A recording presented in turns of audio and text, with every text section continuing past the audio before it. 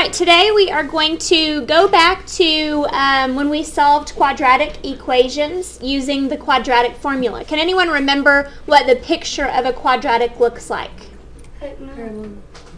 Parabola. And so this is what the picture looks like. That's a quadratic. And where are the solutions? Where the line crosses the x-axis. So these are the solutions. And it's these that we're trying to find by using the quadratic formula. Remember, there were several ways that we could solve these kinds of equations. We could factor them, we could graph them, we could use the quadratic formula. Well, today we're using the quadratic formula because we've recently learned how to simplify square roots. And so when we get to this, before when we were doing quadratic formula, we would just get a decimal answer. Well, today we're going to get a square root answer. We're going to simplify that square root answer. But let's review over what this is all talking about. So remember that a quadratic formula has the equation ax squared plus bx plus c is equal to 0. Remember, it must equal 0 before you can do the quadratic formula. Remember that the quadratic formula is x equals negative b plus or minus the square root of b squared minus 4ac, all of that divided by 2a. Now we're going to turn that over to the back and we're going to practice using that formula with this equation.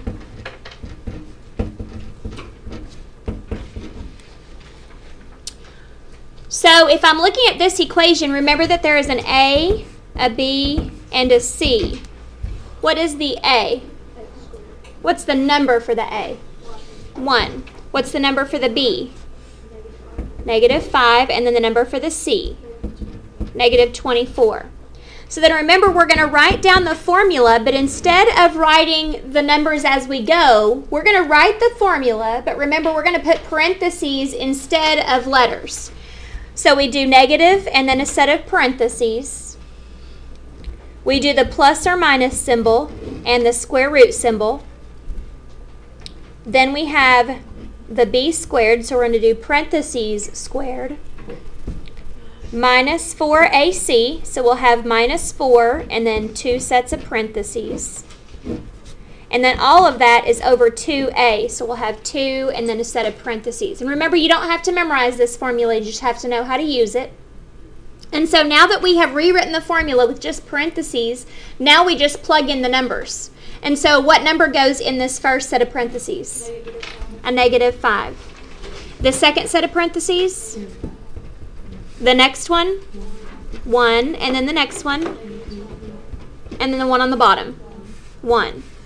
All right, so thinking back to what we did before, if we tried to put this all into the calculator at one time, it wouldn't work. The calculator would get brain freeze, you would get brain freeze, and we wouldn't get to have the right answer. So we simplify it a little bit at a time. So negative times negative 5 is positive 5. Then we have our plus or minus.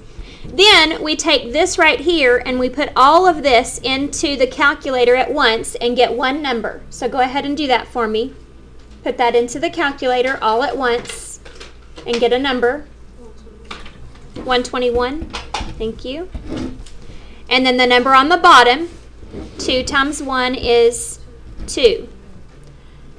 Well, then we have to take the square root of 121. So we do 5 plus or minus 11 over 2. No more square roots on this one.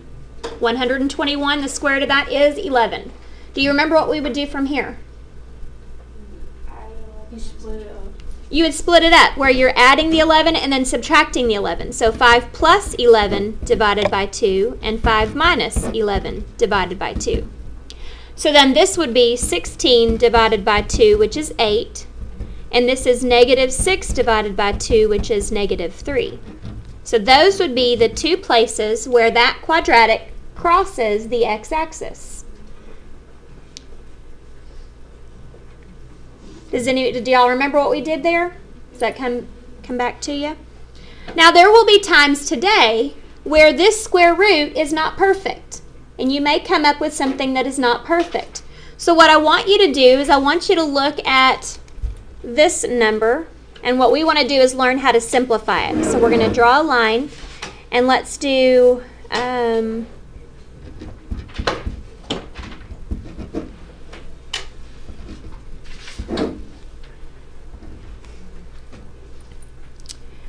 when we get to this point, this is what our answer will look like. This is a simplified square root where we have done the square root of, on this one it would have been the square root of 18, okay? And we would have gotten 3 times the square root of 2 here.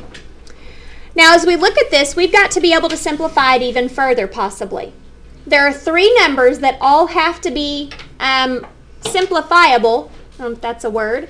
They all have to be divisible by the same number for it to simplify. Those 3 numbers are these places: before the plus or minus, after the plus or minus, and on the bottom. If all 3 of those numbers can be divided evenly by one number, then it's able to be simplified one step further. Okay? So can all 3 of those numbers be divided by the same number? Yes. Yes. What is that number? 3. 3. So if we divide 3 by 3, we get 1. And then we put our plus or minus.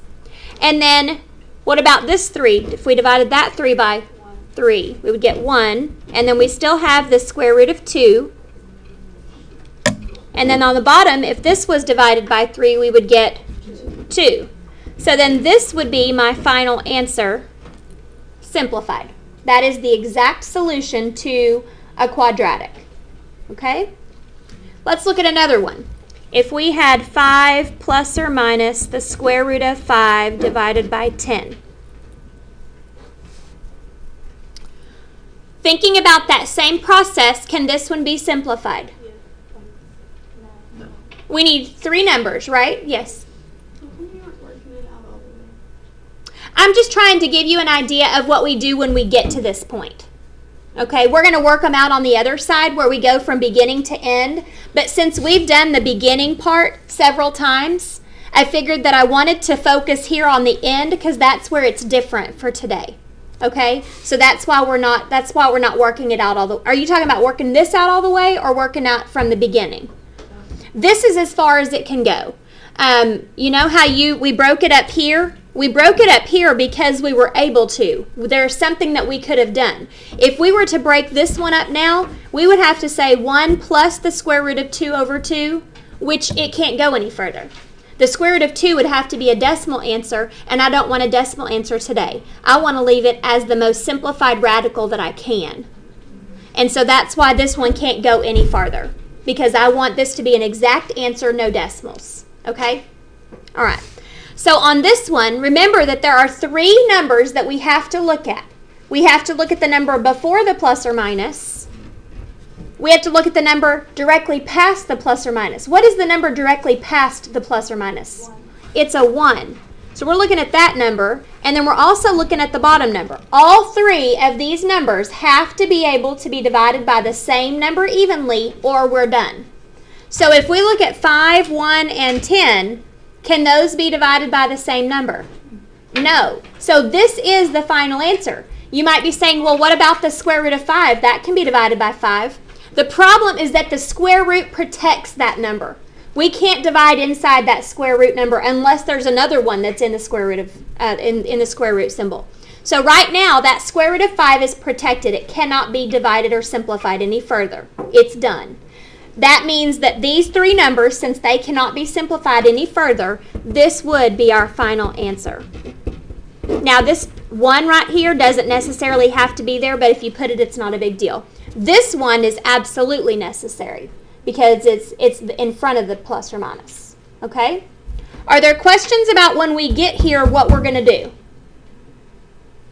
Okay, so you might find ones that will go all the way because they're all whole numbers and you can get an actual answer.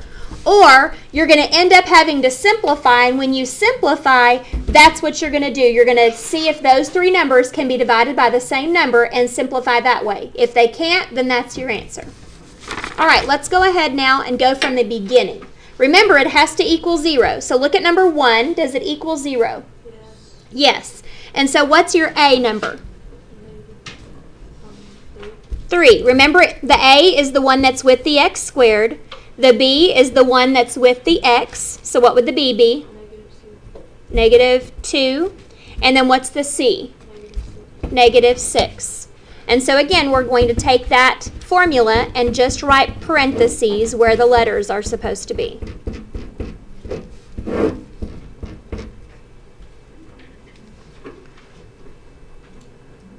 So what would be the first set of parentheses? Negative 6. Shouldn't it be a B? Yeah, it's a negative 2. There you go. Very good. What about the next set of parentheses? Negative 2. And then the A, 3. And then the last one on top? Negative 6. And then the one on bottom? 3. Any questions about why we put the numbers where we put them? All right, let's go ahead then and simplify. We're going to simplify the front part. What's a negative times a negative 2? 2. Plus or minus. What is all of this simplified? 76. And then on the bottom, this 6. All right, now, what should we do?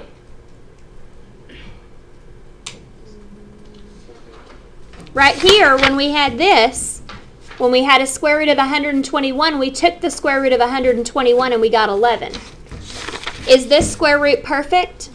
No. So what do we do when it's not perfect? We can't do the 3 numbers yet. We need to try to break down the 76. If it's not perfect, then we have to try to break it down so we can simplify it. So we're going to take this square root of 76 and we're going to break it down. So what do we break the 76 down to? 4 and what? 19. Thank you. And then 4 can break down to 2 times 2. And then this would be a pair of 2's that would come out. And we have 2 times the square root of 19. So instead of the square root of 76 now, we would write 2 plus or minus. Then we're going to write this here, 2 square root of 19 over 6. So we took that square root of 76, we broke it down and simplified it, and now we're putting in the 2 square root of 19. Does everybody see what we did? When you don't have a perfect square, we have to simplify. Now we look at those 3 numbers. The one before the plus or minus, the one after the plus or minus, and the one on the bottom. Are they all divisible by the same number? Yes, by a 2. So this divides and you get 1. This divides and you get 1. And remember, you still have the square root of 19. And then the bottom one is a 6. That would be 3. So then this would be your final answer for that problem. That's the exact set of solutions for this quadratic. Any questions? All right, then let's go on to number 2. Can we identify the A, the B, and the C right now? We have to move them. Why do you have to move them? Because it's not equal to 0. Exactly, it's not equal to 0. So if I want this to be equal to 0 right here, what's going to have to move? The x and the 8. So if I want the x to move over, what's going to happen? We have to subtract the x. If I want the minus 8 to go to the other side, I have to add the 8. So then these are going to go away on this side, and you're left with the 0 that we wanted. Now, can these be added together to get one term? No, they're all different terms. So it ends up giving you x squared minus x plus 8. So then what's your A now? And your B? And C? 8. So now we're going to write down that formula with only parentheses.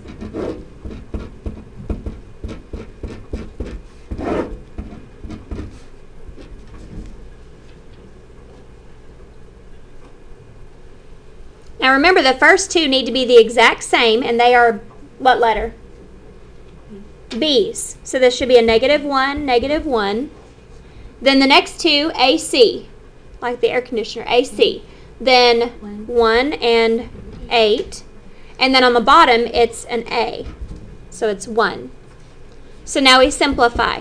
What is negative times negative 1? 1 plus or minus. What's all this underneath the square root? Negative what? 31. And then over 2. Now remember, when you get to this point, you got to do something with the square root. If the square root is perfect, then you make it a regular number. If it's not perfect, then you have to simplify it. But what if it's a negative? No real roots. You can't do it. You can't have a negative, or you know what? Let's say we can't take the square root of a negative number. We'll go that route. Can't take the square root of a negative number. So the answer is either no real roots or no solutions or something. No real solutions, no real roots, however you want to say it. Okay? No real roots.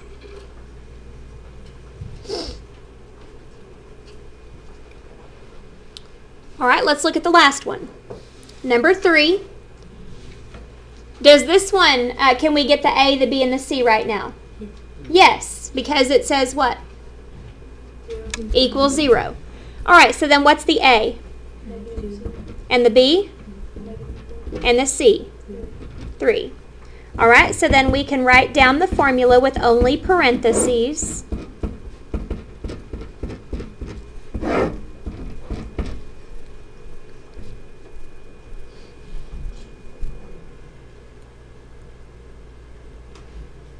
First two parentheses are what?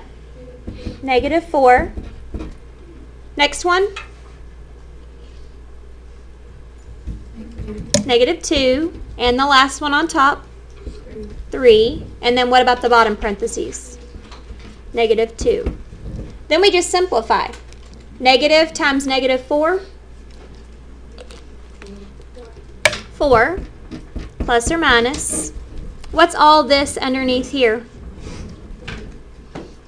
40. Thank you. And then 2 times negative 2 is negative 4. All right, when we get to this point, what do we have to do? We've got to do something with this square root of 40. So the square root of 40 is it perfect? Is it negative? Okay, then we do have to break it down. So what can you break 40 down to? 2 and 20. The 20 can still break down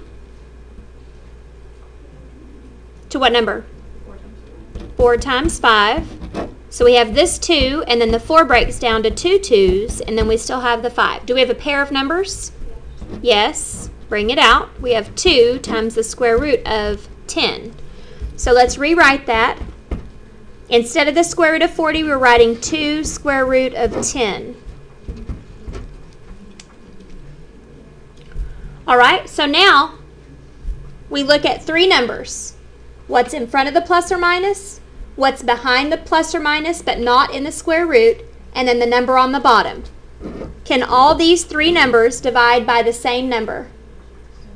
What number is it? 2. So if I divide this by 2, I get 2. If I divide this by 2, I get 1. And then we have times the square root of 10. Remember, the square root of 10 is protected. We can't divide that by 2. And then what's the negative 4 divided by 2? So then this would be your final exact answer for the solution to this quadratic. Any questions?